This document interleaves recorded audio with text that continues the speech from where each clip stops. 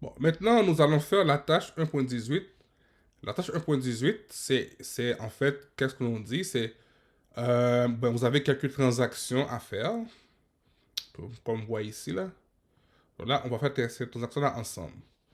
Donc, en commençant par le document 1.44 que vous avez ici, on va le faire. Donc, en fait, cette facture-là qu'on a, c'est une facture qu'on a reçue de Le Régional. Pourquoi? Pour la publicité. Donc, en fait, ici, c'est une charge pour nous. Et comment qu'on enregistre ça? D'abord, il faut savoir, est-ce que ici, c'est une facture qu'on a payée immédiatement ou c'est à crédit? Parce que c'est ça qui va nous permettre de savoir est-ce que ma transaction est une écriture ou c'est un chèque. Bon, comme je vois ici, au niveau de ma facture, comme vous le voyez à l'écran, les conditions, les conditions de ma facture ici, là, c'est N30. Okay, qui veut dire on me donne 30 jours pour payer. Donc, c'est un achat de publicité à crédit. Par conséquent, mon écriture va être ici. Mais en fait mon écriture, ce n'est pas un chèque, ça va être une écriture. Donc, comment on fait une écriture dans Acomba? Donc, encore une fois, dans comptabilité, j'ai ici le bouton inscription. Et là, normalement, ce que je vois ici, c'est le dernier choix que j'avais effectué. Ben, par conséquent, je veux que ce soit une écriture. Ben, ici, je dois choisir le bouton ici, que ma transaction est une écriture. Donc, ici, quand c'est une écriture, donc c'est inscrit en haut, la écriture, et c'est en jaune. Et ma date, c'était en date du 29 janvier. Donc, je choisis ma date du 29 janvier. Et ensuite, maintenant, ma description. En fait, ici, je vais inscrire c'est quoi le numéro de ma facture. En fait, le nom de mon fournisseur d'abord, c'est Le Régional.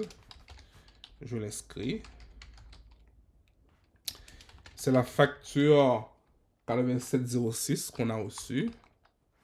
Et là, les conditions, c'est N30, qui veut dire qu'on doit le payer dans 30 jours. Donc maintenant, je dois venir...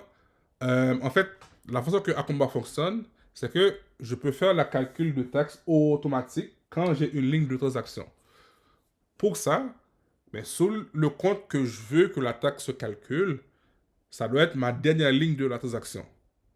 Et puisque ici, je veux que ma taxe se calcule sur le compte de charge, parce que je veux mon compte de charge publicité soit hors taxe, par conséquent, mon compte publicité doit être ma deuxième ligne. Qui fait en sorte que ma première ligne, ça va être mon compte fournisseur.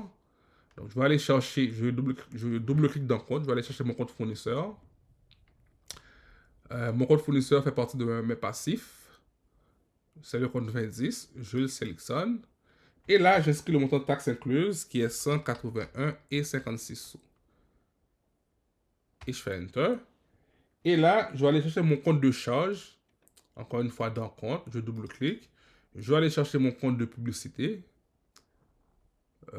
J'ai le compte ici 335. Je le sélectionne. Et là, je veux que mon montant soit au débit. J'inscris encore une fois un montant taxe incluse 180.56. En fait, c'est 66. Et là, je fais Enter. OK?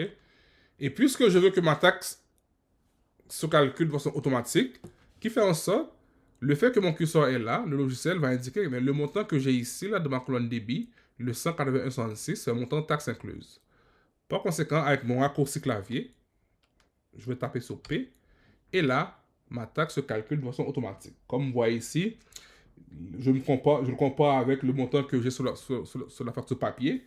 Je vois bien que c'est 158$ qui est la publicité. Donc, si vous regardez bien ici, ma publicité, c'est bien 158 avant taxe. J'ai mes taxes.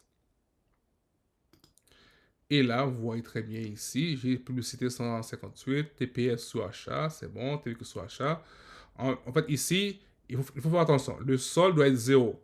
Ici, j'ai un petit écart de 10 sous qui me dit un solde créditeur. Pourquoi? Mais parce que ici, je me suis trompé là, dans le montant. C'est bien 181 et 66 sous. Donc, je vais le corriger, Enter. Et là, vous voyez très bien que mon solde est à 0. Et une fois que c'est fait, ben, je vais cliquer sur Enregistrer mon écriture.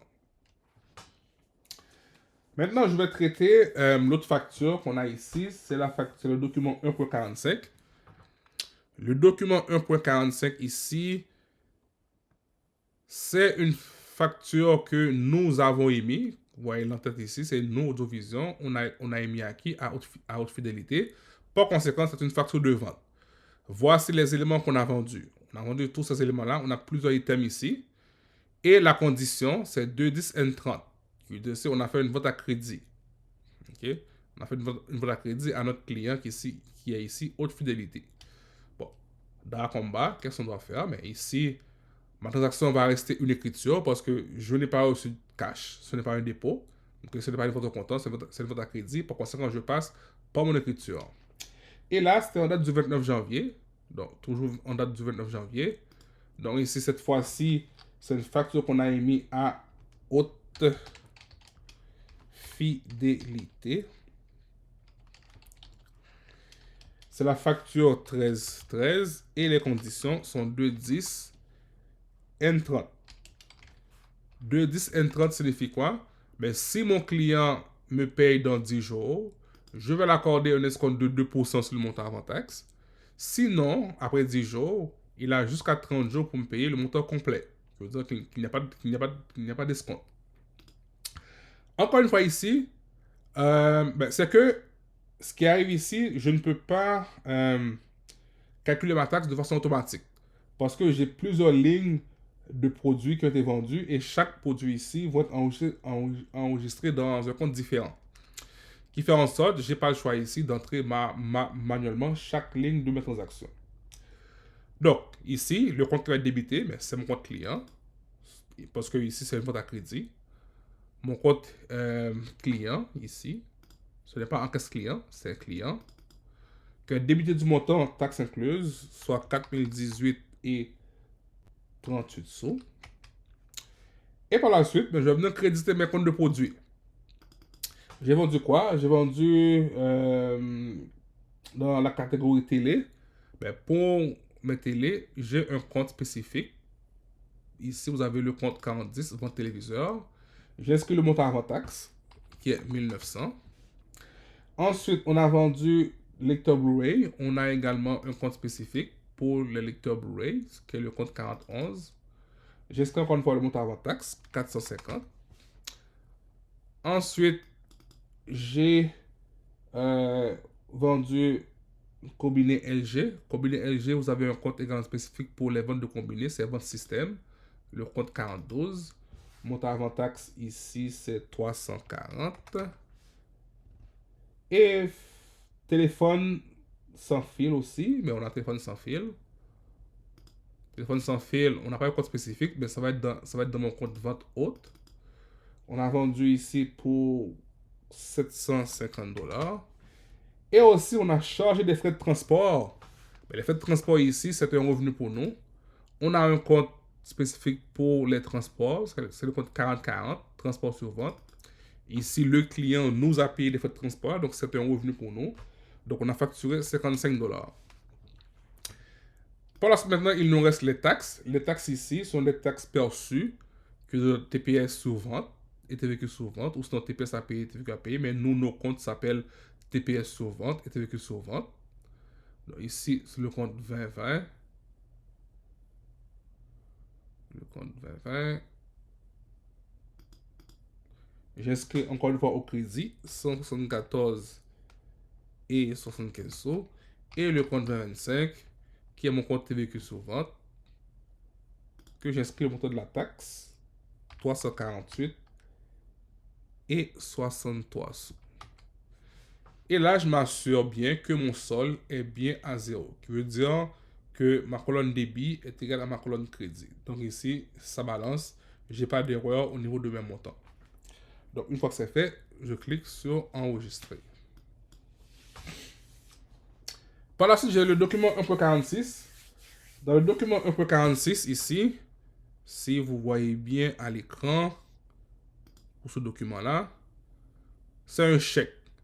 C'est un chèque qui a été émis par qui? Mais par l'entête que vous voyez ici, là, par haute fidélité. À qui? À nous, Audiovision. Donc, on a reçu un paiement de haute fidélité. Pourquoi? Pour payer la facture 1301. Donc, ici, on a encaissé un chèque. Donc, dans le combat, c'est quoi qu'on fait? Ici, on a encaissé un chèque. Le chèque n'a pas été déposé directement dans mon compte de banque. Par conséquent, cette transaction-là n'est pas un dépôt. Parce que mon compte de banque n'est pas encore affecté. Qui fait en sorte qu'on reste toujours dans la catégorie d'écriture. Donc, standard du 29 janvier. Donc, ici, c'est un chèque qu'on a reçu de haute fidélité pour payer la facture. Donc, ici, c'est chèque 242. Payer facture 1301. Parfait. Donc là, pour faire mon écriture, c'est un chèque qu'on a encaissé. On a encaissé un compte client. Mais je dois débiter le compte ici, le compte qu'on appelle encaisse client. Donc pour tout ce qui est transaction, que ce soit argent comptant qu'on a reçu, des chèques qu'on a reçus, que dire, des montants qui n'ont pas encore déposé dans mon compte de banque, on doit venir débiter le compte encaisse client. Encaisse client du montant reçu, 298 et 94 sous. Et là, je crédite le compte client pour dire que mon client a payé. Donc, ici, le compte client doit être crédité du même montant, 298 et 94. Et là, en ce temps, il n'y a pas de taxe à calculer, ce n'est pas une facture, c'est un chèque qu'on a reçu. Okay? Un client a payé son compte.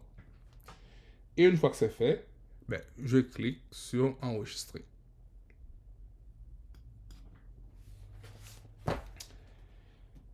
J'ai une dernière facture que je vais traiter dans cette catégorie-là, c'est le document 1.47. Donc, si vous voyez bien ici, mon document 1.47, à la page suivante. Ce document-là, donc encore une fois ici, c'est une facture que nous, on a émis. Okay? On a émis à comptoir. Donc ici, c'est une vente au comptant. Donc vous voyez ici mes conditions, vente au comptant. Donc, le client nous a payé cash ici. Encore une fois, mon compte de banque n'a pas encore été affecté. C'est de l'argent que j'ai reçu que je vais mettre dans mon tiroir caisse. Okay? Mon compte à caisse n'a pas encore été affecté ici. Comment on traite ça? Donc, encore une fois, ici, ma transaction, c'est une écriture. Cette fois-ci, en date du 30 janvier. Je choisis la date du 30 janvier. Ici, je vais indiquer ces comptoirs pour comptant. Parfait. On a émis la facture ici 1314 acquis à Réal Lamarche. Bon, ici, à la place de contrôle, là, on va mettre le nom du client. Donc, c'est Réal Lamarche. Donc, on a aussi de l'argent. Encore une fois, ici, ce n'est pas un dépôt. L'argent n'a pas encore été déposé dans le compte de banque. Mais mon compte qui va être débité, cette fois-ci, c'est en caisse client. En caisse client, le montant total reçu soit 266 et 75 sous. Et là, ici, on a, c'est une vente qu'on a fait. C'est une réparation. Mais on a un compte spécifique pour la réparation. Donc, notre compte pour la réparation, notre compte de vente, c'est bien le compte... bon, un instant, je cherche le compte. Voilà. C'est le compte produit de réparation, le compte 4005. Et là, c'est un montant qui doit être crédité. Mais là, ici, produit de réparation, ici, c'est pièces et main-d'œuvre. Mais tout ça, ça va y aller dans ce compte-là. Par conséquent, on doit inscrire le montant de taxe incluse parce que je veux que le système calcule la taxe pour moi. J'ai une seule ligne de produit. Donc, j'inscris 266 et 75 sous. Enter. Et je fais P pour qu'on calcule la taxe. Et là, on voit très bien que le produit de réparation va être crédité du montant avant taxe. Et mes comptes TPS sur vente et TVQ sur vente ont été crédités. Et là, je clique sur enregistrer et ma transaction est enregistrée. Donc, je vous remercie d'avoir suivi cette capsule vidéo.